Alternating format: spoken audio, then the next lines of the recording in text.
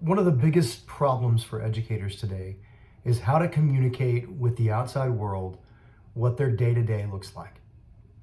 Why are we frustrated? Why are we upset? Why do we feel as though our voice doesn't matter? One needs to only look at the media and the representation of teachers by politicians, by certain media influencers, by podcasters, to see that we are oftentimes, with one hand, lifted up as great shining examples, only to be crushed as distrustful, hate-mongering, twisting the minds of our young people. Today on the Didactic Cafe, we're going to talk about the ideas and the experiences of the teachers. I'm your host, Chad Lehrman, and this is the Didactic Cafe.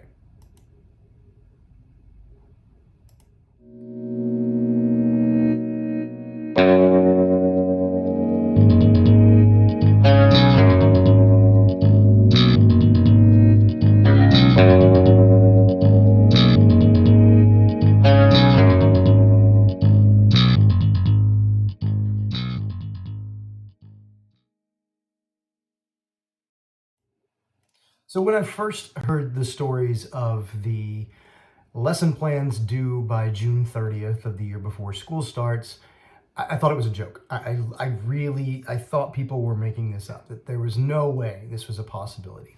And so I did some research to make sure that I'm not reporting something that's false, as I'm probably going to spend some of the time today accusing people of things that are in fact false. And if you find the North Carolina legislature's website under House Bill 755, and I know that there's other versions. I think there's some in Utah. I think I've seen some in I don't know exactly what other state. It's a northern state. But North Carolina is the one that I would say found easily. This is in the actual, by the way, wording. I'm going to be reading here from, looks like Section A, subsection 2, under the lesson plan title. It says, lesson plan, an outline of all of the following. The instruction provided by a teacher for a course that includes a list of all instructional materials assigned, distributed, or otherwise presented in the course, and when students must select instructional materials from a defined list, all instructional materials on that list. Then B, each grade or school-wide presentation, assembly, lecture, or other activity or event facilitated by the school during instructional hours outside of an individual's teacher's classroom, excluding student presentations. The outline shall include a list of each presenter by name and organization, and 2, any instructional material used or presented. And then if you slide down here just a little bit to, it looks like subsection C, the governing body shall provide access from the website of the public school unit to the information required by subsection B, all that I just read, of this section by June 30th of each year, either through a website maintained by the public school unit or by a link to another website where the information is publicly accessible. I share that with you because I want you to know that this is what the law says. The law is requiring, or would require if passed, that teachers have to have their entire year turned in by June 30th before school starts. Now, just to give you guys an idea, the official school year ends essentially on June 30th. And that means that the calendar year for the school would start on July 1st. So the day before the calendar year for the school starts, teachers would have to have everything they're going to do for the entire year turned in. Here's the problem. You know when I find out exactly what I'm teaching? August. Sometimes a couple of days before school starts, before I get my official, this is what we're doing. At best case scenario, August 1st. So I would have to have lesson plans for classes that I'm not even sure I'm going to teach, because things shift, things change, teachers leave, especially if, they have until June 30th to end their contract. So a teacher leaves then, that shuffles things around. So even on a good year, they're going to expect us as teachers to know exactly what we're teaching for the entire year before we even know what courses we might actually be teaching. We have a problem in education. And when people ask us why as teachers are we upset? Why are we leaving? Why are so many teachers walking out the door? A lot of people write off and say, well, it's pandemic. The pandemic is just, it's stressful. This virtual education that many of us did last year, it pushed us to our bounds. There's just, teachers are getting tired and it's all true. Absolutely true. But here's the problem. It's disingenuous to say that it is simply because of virtual teaching and pandemic education. The fact that kids are out for sometimes 10 days at a time, not turning in work until they show back up, and then we have to give them 10 more days, and then students lag behind. It's not just that our performance as measured by students doesn't look so great because kids haven't had a normal school year in 3 years. It's not just that. It's that on top of that, federal, state, and local jurisdictions, political jurisdictions, are stepping in and saying, we want to tell you how to do your job better. We want to do this because we don't trust you. And before you say, no, we love our teachers and we support our teachers, the heart of that North Carolina bill that I just read to you is that we don't trust teachers. We don't trust what they're saying. We don't trust what they're doing. We want to know ahead of time, before they even really know what they're doing, so that we can judge that. Now, I've not kept it a secret that I believe that there is at least a certain group of people who are perhaps passing laws like this or pushing laws like this because they've learned that they can't simply shove school choice down the throats of Americans. Too many Americans recognize the beauty and the power of public education with all of its flaws and all of its successes for them to get school choice as they want it. But if all of a sudden there is a massive teacher shortage in public schools, if all of a sudden educators are leaving, or better, even better for them, worse for your students and for us as teachers, is that good teachers leave and we're filling those spots with anybody, like in New Mexico, where they filled those spots with the National Guard to fill in for subs. Just let that sink in for a second. So anybody can fill in a classroom. And when education suffers because not just anybody can teach, then those who want school choice can say, look, public school is failing. Never mind, it's failing because we crushed it under the weight of our bureaucracy and the weight of our mandates that are often unfunded. Never mind that it's us who created this. Let's blame education. And so it's why we find that article from the Texas Tribune that came out earlier this week that about a dozen, I think 9 in total, but almost a dozen, and I'm sure by the end of the year that number will go higher, superintendents in the North Texas area are either retiring, have retired, or are going to retire at the end of the school year. Superintendents. Now, at first you may say, wait, well, that's not teachers. But here's the thing. We're not talking about, almost a dozen small school districts. We're talking about Dallas and Fort Worth. We're talking about Plano. We're talking about major school districts who oftentimes set the bar for everybody else. Their superintendents are walking away, which is leaving a gap in leadership. Now, I don't know if they're great leaders or not. I'm not there. I'm in a district in Central Texas. So, I'm South Central Texas. I'm in College Station. And, I don't know what their leadership is like. But it's not good when the leaders of massive, 20,000 or more student school districts, when they're leaving en masse, that says something's bad. And they're leaving because of a lot of reasons. And the particular person that they interviewed for this story in the Texas Tribune was basically saying, I was accused of teaching critical race theory. I was accused of pushing mandates, like mask mandates and political agendas, because I pushed masks for our students.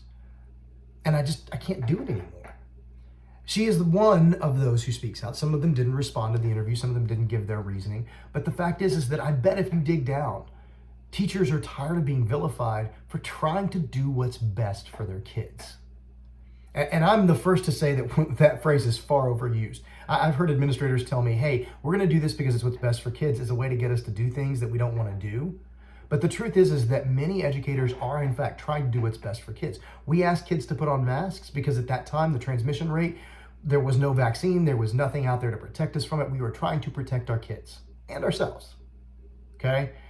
So that's one thing. Critical race theory. We actually had a professor come and speak to us before the school year started. So technically before the law went into effect here in Texas that we couldn't talk about it.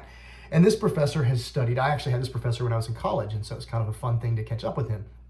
This professor talked about how he's been talking about historical race issues for 40 years in education, higher education, whatever. And he flat out said, I have never once had a teacher at a high school level or a college level talk about critical race theory. Not once. But all of a sudden it is indoctrinating our students in schools. I never taught critical race theory. I have as an obligation, and this is a fun part as a social studies teacher, I teach sociology. Guess what one of my required things to talk about is in sociology? Race and theories behind race. And on this hand, I'm following the law, but on the other hand, the law is telling me I can't talk about that because it's controversial and I'm quote unquote indoctrinating students. So what do? As teachers, do we follow the law or do we follow the law? And by following the law that breaks the other law, are we in fact breaking the law? Welcome to education. The fact is that we are oftentimes trying to balance what our expectations as a teacher are with laws that are passed that directly contradict what our role as a teacher is.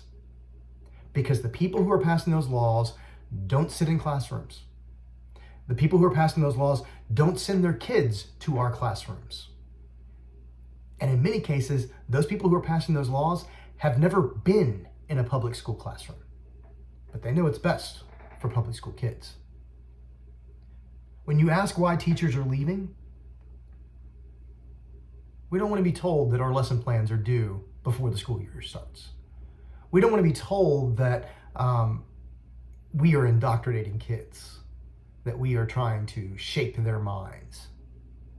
Oh wait, I thought that's what you liked about education, was that teachers shape minds in positive ways. That we teach kids how to think, that we teach kids how to rationally understand issues, how to research, how to determine their own mind on an issue. And suddenly that's indoctrination. Because somewhere along the way, someone began to think that teachers were starting to tell all kids that everybody who's white is racist. Or that talking about civil rights issues from the 1960s might shape a kid to think that racism's bad. It is bad, by the way.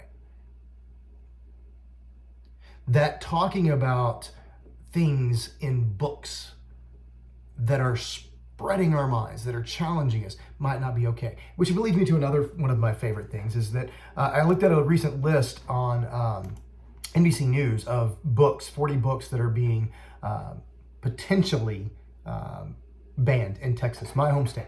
Books that parents have actually called for. One book, and this is funny, White Bird, A Wonder Story by R.J. Palacio. For those of you who don't know, also wrote the book Wonder, which is a highly regarded book on dealing with special needs kids and just like how to appreciate the uniqueness of individuals. Amazing, amazing storyline there. A parent in the Spring Branch ISD said that the graphic novel White Bird by R.J. Palacio, which was about a Jewish teen living in France after the Nazis seized power. So remember Vichy France here, okay? Like bad stuff going on. Nazis, always the bad guys. That it should be banned because it's biased and could lead to the skewing of a child's mind. What are you afraid of? Are you afraid that your children might grow up thinking Nazis are evil? Because I grew up thinking that. I watched Indiana Jones. I read books that were about how evil the Nazis were. I even read this really great book called The Rise and Fall of the Third Reich by William Shirer, like one of the seminal books on the history of the rise and fall of the Nazis, taught in classes, this amazing thing. And guess what? The Nazis were evil. I don't think that there's a shade of gray to this, guys. Like, they were bad people. So if you're concerned that this book, White Bird, is going to skew your child to hate Nazis, then I hope it does. I really hope it does. Some of the other books, and I get some of the understanding here, some of the books that they're talking about, like one in particular would be a book called Later Gator, spelled in text speak. The entire book's in texting. Another book that I saw mentioned on there was Better Nate Than Ever, which was about a boy who's beginning to show attraction towards other boys. That they're afraid of this because they don't want their children to be exposed to LGBTQ lifestyles. Okay, so they don't want children to read books that have same-sex attraction in them. But apparently we don't have a problem reading books like 1984, which is ironic because, it's all about authoritarian states blocking what people have access to. We don't have a problem with 1984, which it depicts explicit sexual activity. My sophomores that I teach in AP World are reading that right now, by the way. Their English teachers are giving it to them. They're reading it. But you're not complaining about that because it's heterosexual sex, right? So you don't have a problem with that. Now, to be fair, some of the people who wanted books banned did talk about the idea of frank sexual discussions of a heterosexual nature. But the fact is that you got to get rid of things like, Romeo and Juliet. You got to get rid of other books that have, throughout the years, introduced these radical concepts of sexuality to kids. And I'm not, I'll admit, I think that maybe we are pushing that pretty early in some books. But the fact is that if you're going to label one as inappropriate, same-sex attraction, then you have to label opposite sex attraction as well.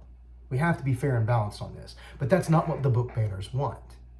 But we as teachers are being told you can't push these books because they're shaping our minds. I had a student tell me the other day that apparently there's and I've known this for years, that there's a move to ban To Kill a Mockingbird, which is one of my all-time favorite books. And I even heard that there's like a version of it that's an edited version where basically instead of using the N word, they use the word slave. And I understand the power of that. I understand that that is an offensive word to people, but that's the point of that book, is to show you the ugliness of what goes on in the mind of a racist person, to show you how demeaning that is, and also to provide for you in the form of Atticus Finch, a man of integrity who stands up and says, this is not okay. We cannot allow this to continue. But we don't want things that challenge our worldview.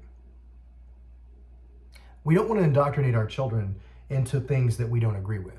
No, we want to indoctrinate them into things that we do agree with. And see, that's really what it comes down to.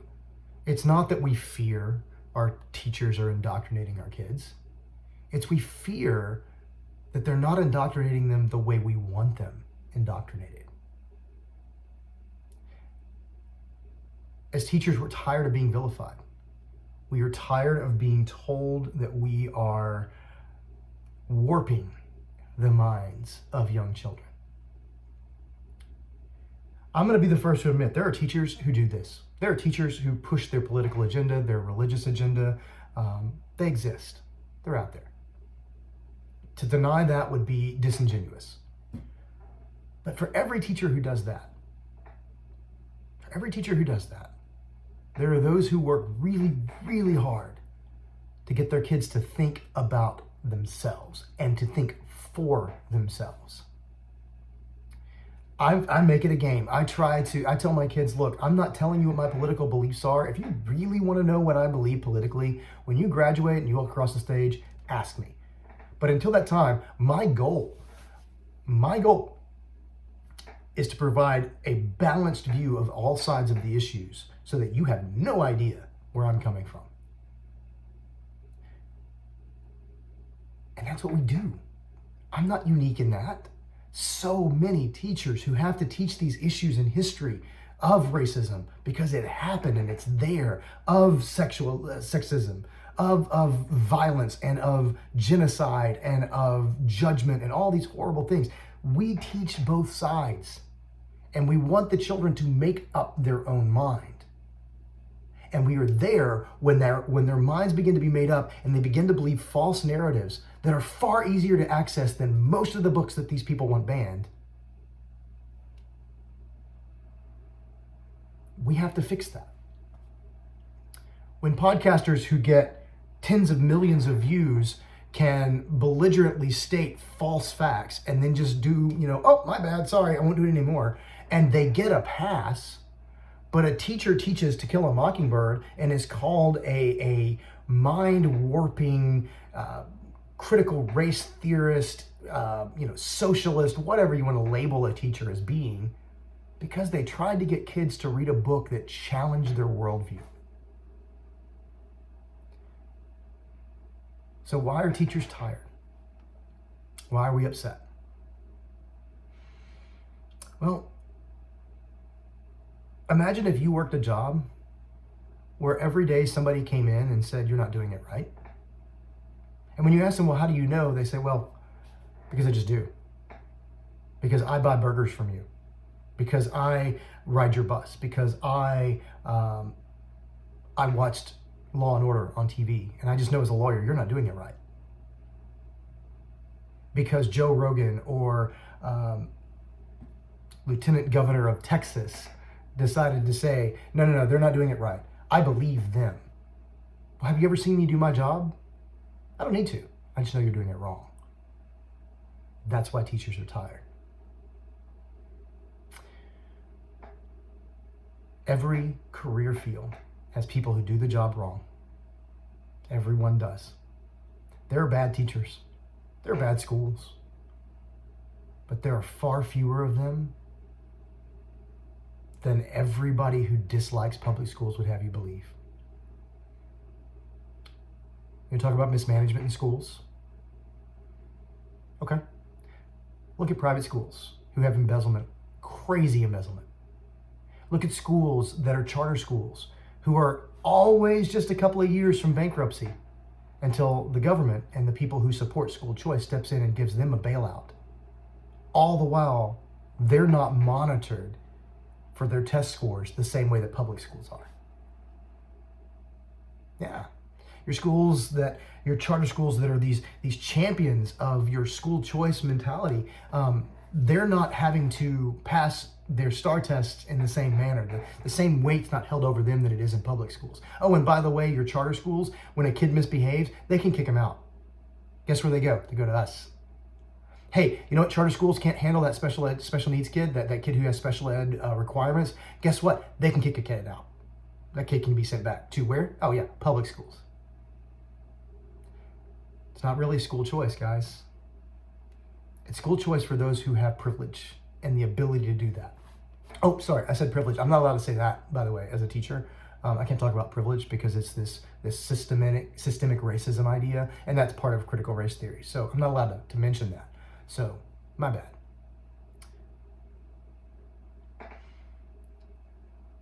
Yes, education is broken. Schools don't have the money they need to do what they need to do. Teachers definitely don't get paid what they need to get paid to draw in good teachers and keep them there.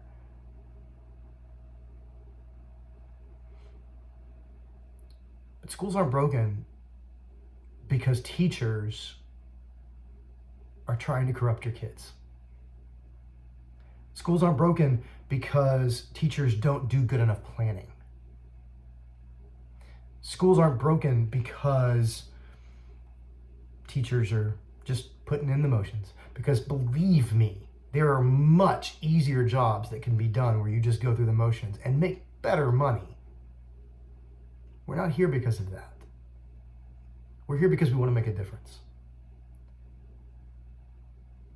But I want to leave you with this thought.